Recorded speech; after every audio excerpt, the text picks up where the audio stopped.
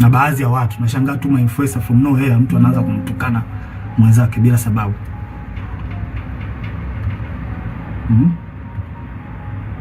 Na wanaweza kumpinga au kumuondoa kiongozi aliyechaguliwa kama hawakubaliani naye.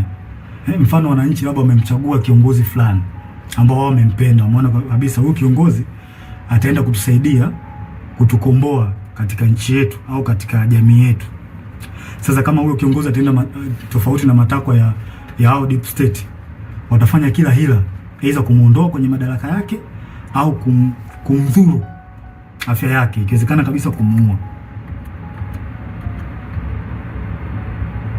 Sasa zifuatazo ni dalili ambazo zinaweza kuonyesha kwamba katika nchi yako kuna deep state. Namba moja, maamuzi makubwa yanafanyika nyuma ya pazia.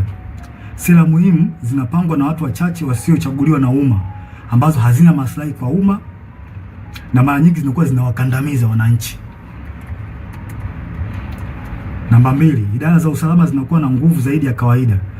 Vyombo vya ujasusi, mfano polisi, usalama, vinaonekana kutenda mambo kinyume na sheria au kibali kutoka serikalini au bunge, kwa sababu muda mwingine wanapokea amri kutoka huko kwenye deep state.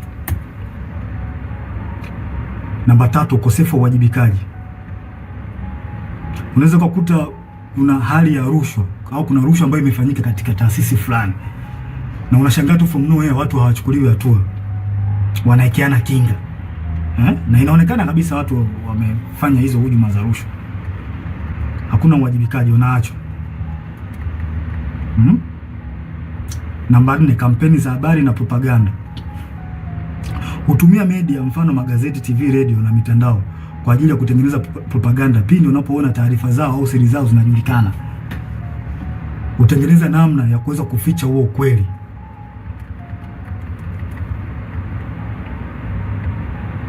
Maslahi ya namba 5, maslahi ya kiuchumi na kiusalama. Watu wachache sana, mfano wafanyabiashara wakubwa, familia za kitajiri na taasisi za fedha, wanashirikiana moja kwa moja na maafisa wa usalama au jeshi. Yaani wanakuwa kitu kimoja, wanatengeneza bondi. Na pia mikopo au tenda au mikataba ya kitaifa ambayo ina faida, wanapeana wao kwa wao. Wanapeana maslahi wenyewe kwa wenyewe. Si watu wazuri hao. Namba 6, kukandamizwa kwa wakosoaji au whistleblowers. Wapiga filimbi au waandishi wa habari za kichunguzi mara nyingi wanakandamizwa, ikiwezekana kuuliwa au kudhuriwa pindi wanapotoa habari zao, pindi wanapofichuliwa. Na vyombo vya habari muda mwingine vinavyofanya hivyo, mara nyingi wanachukuliwa hatua. Hivyo vyombo vya habari vinachukuliwa hatua na hao watu kwa sababu wana mkono mrefu.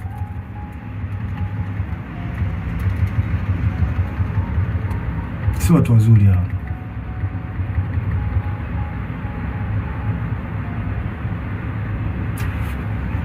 Huendeleza maslahi hata kama ni kinyume na matakwa ya umma au sheria. Wananchi hata mkipiga kelele vipi kuhusu hali mbaya au matatizo ya nchi, wao hawajali. Yaani wanafanya mambo kwa maslahi yao, hawajali wananchi hao watu. Hawajali kabisa. Wanafanya mambo kwa faida zao wenyewe. Sasa kwa namna hiyo mnaweza mkapata clear picture kuhusiana na hili jambo la deep state. Kwa mnaweza mkafanya comparison, mnaweza mkaangalia hali halisi na kinachotokea nchini kwetu. Je, hiko kitu kweli ni kipo? Kwa mimi ninavyoona na kwa ajili na kwa namna ambavyo nchi yetu inavyoendelea, hii jambo lipo kabisa bila hata kuficha. Hakuna kuficha hapa. Hili jambo lipo na linaongozwa na CCM mtandao, wanajiita mtandao hapa. Wapo chini ya Kikwete, Rostam Aziz, wakina marehemu Bernard Membe, Mungu lazima roho yake mahali pema peponi.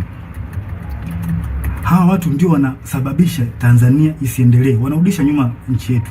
Na vile vile waliweza walimhujumu sana Dr. marehemu John Pombe Joseph Magufuli. Yeye mwenyewe alisema kuna watu wanamhujumu, na Kikwete mmoja wapo. Alisema Magufuli bila ubishi. Hawa watu wa Tanzania wanatakiwa mwajue kwamba hawa watu hawana nia njema ya taifa hili. Hawana nia njema kabisa. Hawa ndio wanasababisha maendeleo yasipatikane kwenye taifa letu na usalama usipatikane kwenye taifa letu. Pindi nchi inapotaka kujikwamua iende sehemu moja kwenda sehemu nyingine, hawa wanatengeneza vipingamizi. Wanazuia. Kwa manufaa yao binafsi. Ikitokea mikataba ambayo ina manufaa kwa nchi, wao wanaingilia kati, wanaichukua wao na wanajinufaisha wao. Wananchi msitegemee kuendelea hapo, mtapata shida. Nashangaa tu changamoto haziishi hospitalini, dawa za wagonjwa. Hivi kweli nchi yetu mpaka ilipofikia mpaka leo hii tunahangaika na dawa za wagonjwa kweli? Hii haileti picha nzuri kwa kweli. Yaani baada ya kwenda mbele kama taifa tunarudi nyuma. Na hawa watu sio kuwavumilia. Kikwete sio mtu wa kuvumilia kabisa. Na tusione haya. Tusione haya kueleza ukweli. Tusione haya kueleza ukweli katika jambo hili. Hawa watu sio wazuri. Na kwa mujibu wa Humphrey Polepole aliweza kuelezea vizuri hili jambo. Kwamba hawa watu walikuwepo tangu kipindi cha Mwalimu Nyerere. Na waliweza kutaka kujaribu kurubuni uchaguzi wa mwaka 1995. Walitaka waingie wao kwenye huo uchaguzi. Unaweza mkaona sasa namna hao watu waliokopa na watu hatari. Hawa watu hawakubaliki, na tusikubali kama taifa. Tusikubali kwa ruhusu hao, kwa sababu hawa watu wakiendelea kuwepo, wakiendelea kushika hizi nyazi, tusitegemee kupata maendeleo. Tusitegemee kabisa. Na tuambiane ukweli wa Tanzania. Na ukweli siku zote tukiambiana ukweli, ukweli unaponya taifa. Kwa kila mtu akikaa kimya, kuogopa sijui haitosaidia. Tutazidi kurudi nyuma. Hata mfanye kazi vipi my friend, mtaletewa makodi ya ajabu, mtaletewa hiki, hata faida yenyewe kwenye biashara yako hutaiona. Na ndivyo kinachoendelea hata sasa hivi. Mnajionea wenyewe. Kwa hiyo hawa watu CCM, hawa mtandao sio watu wazuri. Sio watu wazuri kabisa. Wadhibitiwe. Wanalihujumu taifa. Kabisa. Wanalihujumu taifa hawa watu. Wachukuliwe hatua kali. Wadhibitiwe kabisa. Na muda mwingine wanajaribu kutafuta zile sehemu ambazo zina nguvu. Mfano kama jeshi letu still bado lipo imara sana. Lipo imara sana. Wao wenyewe wanaona hii ni sehemu pekee ambayo wanaweza wakajifichia au wakapita humu kurahisisha mambo yao. Mfano wa mambo ya uchaguzi. Wanajua kwamba wakitumia jeshi wanaweza wakapitisha mambo yao. Na hili swala sio zuri. Na mimi ningependa nimshauri afande Sidif awe makini sana hawa watu. Hapo. Asipokuwa makini nao tutalipoteza hili taifa. Watanzania hawatakuwa na sehemu nyingine ya kulilia. Sehemu pekee iliyobaki sasa hivi ni kwenye jeshi. Jeshi ndio sehemu iko strong mpaka muda huu. Hizo sehemu nyingine, sijui mahakama, polisi, tayari Watanzania hawaziamini. Na huo ndio ukweli. Tusifiche mambo hapa. Huo ndio ukweli. Tusifiche mambo. Hebu afande CDF, naomba tuangalie kitu kimoja na wenzangu. Tunaweza mkapata tafakari kidogo hapa. Tunajua katika jeshi letu kuna watu wa aina mbalimbali. Wako wengi sana. Kuna waumini wa Askofu Gwajima. Kuna watu ambao pia walikuwa wanampenda Magufuli. Kuna watu ambao pia ni waumini wa Roman Catholic. Na ambao pia wamesikitishwa sana na kupigwa kwa huyu padri wao Father Kitime. Kuna watu pia ambao ni watu ambao wanapenda haki. Wanachukizwa tu na mambo ambayo yanaendelea nchini. Wapo kwenye jeshi letu. Wapo watu wengi wazuri wapo. Pia tuna watu ambao ni kabila la Kimasai ambao pia wameumizwa sana na swala ambalo linaendelea huko kwa ndugu zao, ikiwemo na wao wenyewe kuondolewa kwenye hii Ngorongoro na Loliondo, kufukuzwa. Wapo kwenye jeshi letu wa Masai, wapo. Wapo wengi sana. Pia kuna askari ambao ni ndugu jamaa na marafiki na watu ambao waliotekwa na kuuawa. Wapo ambao wana undugu au na urafiki. Wapo.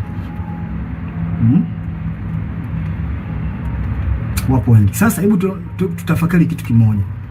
Sasa kama hawa watu wapo na kwa namna moja au nyingine wameumizwa na haya ambao au wameathirika kwa namna moja ama nyingine na baadhi ya matendo ya serikali. Kwa mfano kama kupigwa kwa Father Kitime, au Katoliki ambao ni askari watajisikiaje? Kufungiwa kwa kanisa la Askofu Gwajima, au waumini ambao ni askari kwenye jeshi letu wanajisikiaje? Au Wamasai, maafisa na askari ambao ni Wamasai wamefukuzwa Ngorongoro huko ndugu zao, au ongezekana wao wenyewe watajisikiaje? hawa askari na maafisa ambao ni wapenda haki wanapenda tu kuona kwamba nchi inaenda katika misingi ya haki. Wakiona haya yanayoendelea nchini watajisikiaje?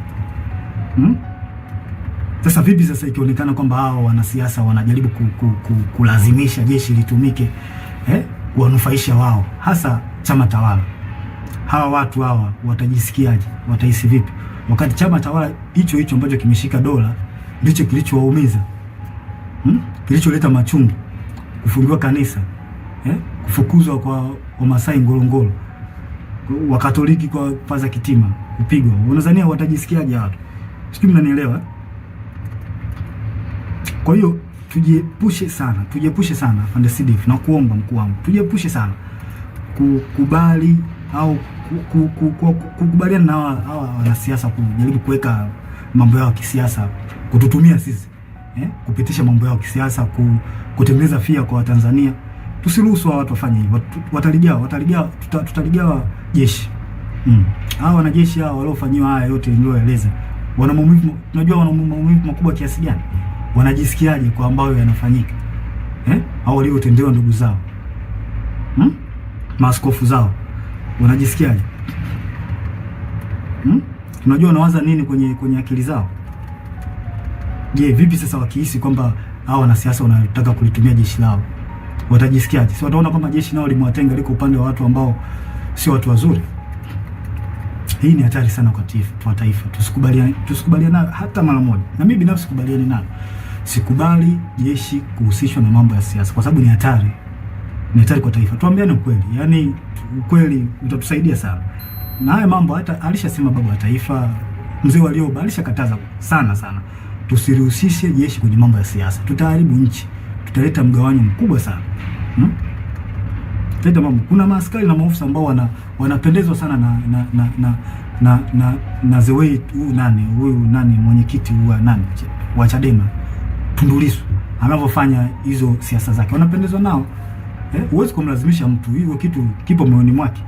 Sasa vipi sasa wakiona kwamba jeshi linahusishwa na wanasiasa wanalitumia kwenye mambo ya watu watawala ambao wamemzuru au wanaendelea kumshikilia vibaya huyo wao Tundu Lissu, watajisikiaje?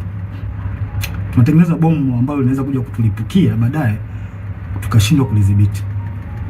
Tujiepushe sana na haya mambo, sio mambo mazuri kabisa, yanahatarisha taifa letu kwa kweli. Tusiweze kuyavumilia kabisa, tuwe wawazi kuyaongea. Sasa huu ni ushauri wangu kwanza, tusidanganye kwamba wananchi